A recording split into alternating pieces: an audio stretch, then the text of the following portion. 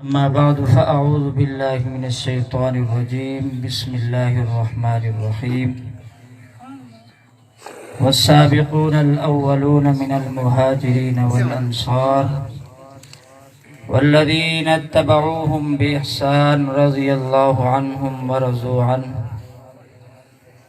وقال النبي صلى الله عليه وسلم مثل أصحابي في أمتي كالملح في الطعام لا يصلح الطعام إلا في الملح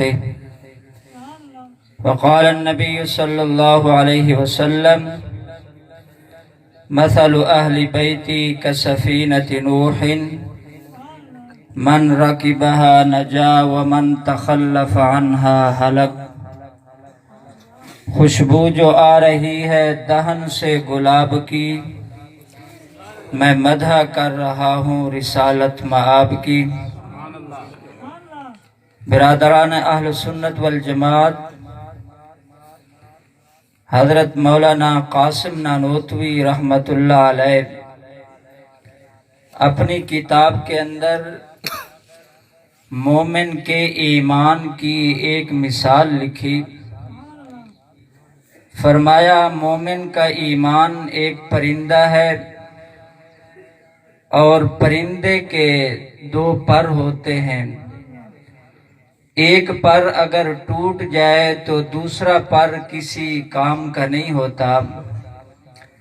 بعین ہی اسی طرح بانی دارالعلوم دیوبند فرما رہے ہیں کہ مومن کا ایمان بھی ایک پرندہ ہے، اس کے دو پر ہیں، ایک پر کا نام صحابہ ہے، دوسرے پر کا نام اہل بیت ہے۔ اس واسطے اہل سنت کے سٹیج سے پوری ذمہ داری کے ساتھ علماء کی موجودگی میں عرض کر رہا ہوں کہ صحابہ کے محافظ بھی اہل سنت، اہل بیت کے محافظ بھی اہل سنت، صحابہ کو ماننے والے بھی اہل سنت اور اہل بیت کو ماننے والے بھی اہل سنت۔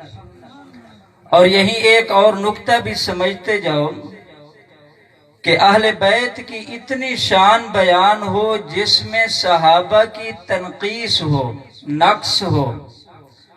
اہل بیت کی یہ تعریف اللہ کو پسند نہیں جس میں صحابہ کی تنقیص ہو، نقص ہو، اور صحابہ کی اتنی شان بیان ہو کہ جس میں اہل بیت کی تنقیص ہو اور نقص ہو، یہ بھی اللہ کو پسند نہیں۔ تو اس لیے سنی حضرات جس طرح صحابہ کی تعظیم کرتے ہیں اسی طرح اہل بیت کی بھی تعظیم کرتے ہیں۔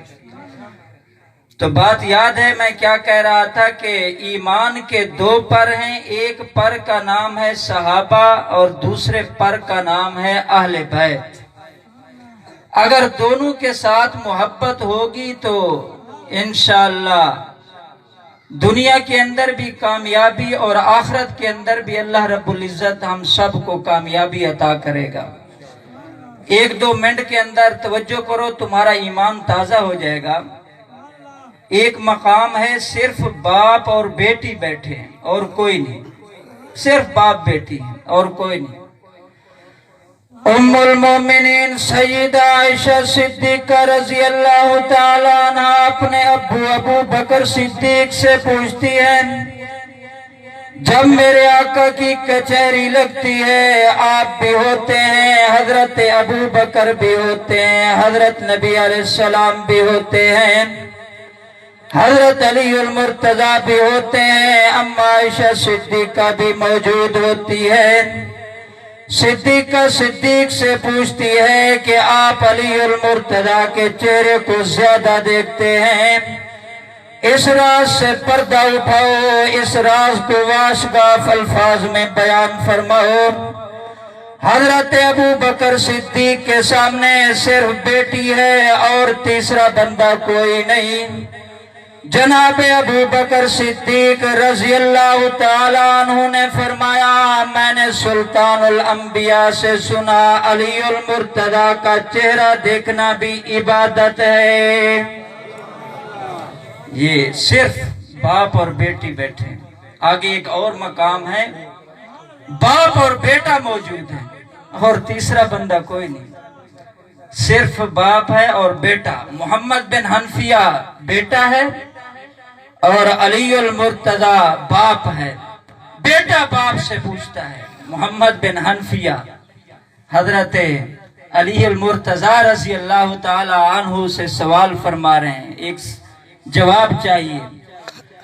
ای الناس خیر بعد رسول اللہ صلی اللہ علیہ وسلم، فرمایا بتاؤ حضرت نبی علیہ السلام کے بعد سب سے بڑا مقام کس کا؟ جناب علی المرتضی نے فرمایا بیٹا ابو بکر، حضرت نبی علیہ السلام کے بعد سب سے بڑا مقام ابو بکر کا۔ ایک مقام پر باپ بیٹی اور ایک مقام پر باپ بیٹا اکیلا، اور علی تو وہ ہیں جن کے بارے میں حضرت نبی علیہ السلام نے خود ارشاد فرمایا، میرا اور آپ کا فرمان نہیں بلکہ کائنات کے سردار نبی کریم صلی اللہ علیہ وسلم کا فرمان ہے۔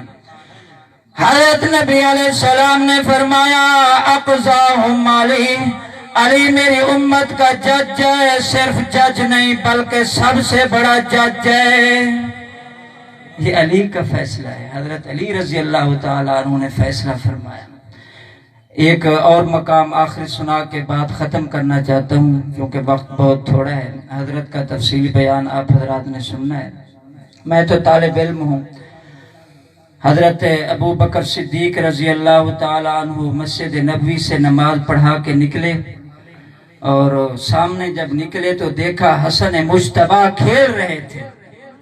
حضرت حسن مجتبیٰ حضرت علی رضی اللہ تعالیٰ عنہ کے بیٹے سامنے کھیل رہے تھے۔ اب آپ حضرات کو پتہ نہیں اس نقطے کا پتہ ہے کہ نہیں کہ جو باپ اور ماں کے سامنے پیار ہوتا ہے اس کی نوعیت کچھ اور ہوتی ہے۔ باپ بھی نہ ہو ماں بھی نہ ہو، بچے سے پیار یہ اصلی پیار ہے، یہ اصلی محبت ہے۔ تو حضرت ابو بکر صدیق رضی اللہ تعالیٰ عنہ مسجد نبوی سے نکلے تو حضرت ابو بکر صدیق رضی اللہ تعالیٰ عنہ نے دیکھا حسن مجتبیٰ کھیل رہے ہیں۔ جناب ابو بکر صدیق نے حسن مجتبیٰ کو اپنے کندھے پر اٹھا لیا، لے کر جا رہے تھے۔ حضرت ابو بکر صدیق کبھی اوپر دیکھتے ہیں کبھی نیچے دیکھتے ہیں، کبھی حسن مجتبیٰ کو دیکھتے ہیں کبھی نیچے دیکھتے ہیں، اسی کیفیت میں جا رہے تھے۔ سامنے علی المرتضی آ گئے، حضرت ابو بکر صدیق کی زبان سے ایک جملہ نکلا، فرمایا دیکھو دیکھو بیٹا تو علی کا ہے لیکن مکھڑا سارا نبی کا ہے۔ وَعَلِيٌّ يَضْحَكُ، حدیث کے الفاظ ہیں، حضرت علی رضی اللہ تعالیٰ عنہ مسکرا رہے ہیں۔ اب یہ لجپال گھرانہ ہے اہل بیت کا، یہ بدلہ تو دیتا ہے نا، صدیق اکبر نے میرے بیٹے کو اٹھایا، میں کیا بدلہ دوں؟ حضرت علی رضی اللہ تعالیٰ عنہ اب ابو بکر صدیق کو تو اٹھا نہیں سکتے کیونکہ وہ بڑی عمر کے ہیں، بدلہ تو دینا ہے، بدلہ کیا دوں؟ تو علی المرتضی نے بدلہ یہ دیا، اپنے بیٹے کا نام ابو بکر رکھ دیا۔ جناب علی المرتضی نے اپنے بیٹے کا نام ابو بکر رکھ دیا تاکہ ہر وقت میرے ذہن میں مجھے چلتا پھرتا ابو بکر نظر آئے۔ کبھی کہوں ابو بکر آ جا، کبھی کہوں ابو بکر میری گودی میں آ جا، کبھی کہوں ابو بکر میرے کندھے پہ آ جا۔ ابو بکر نے میرے بیٹے کا نام ابو بکر نے میرے بیٹے کو کندھے پہ اٹھا لیا۔ میں اپنے بیٹے کا نام ابو بکر رکھ کے ساری زندگی کے لیے ہمیشہ کے لیے ابو بکر کی یادوں کو تازہ رکھوں گا۔ دعا فرماؤ اللہ رب العزت ہم سب کو صحابہ اور اہل بیت کا سچا پکا غلام بنائے۔ وآخر دعوانا الحمدللہ رب العالمین۔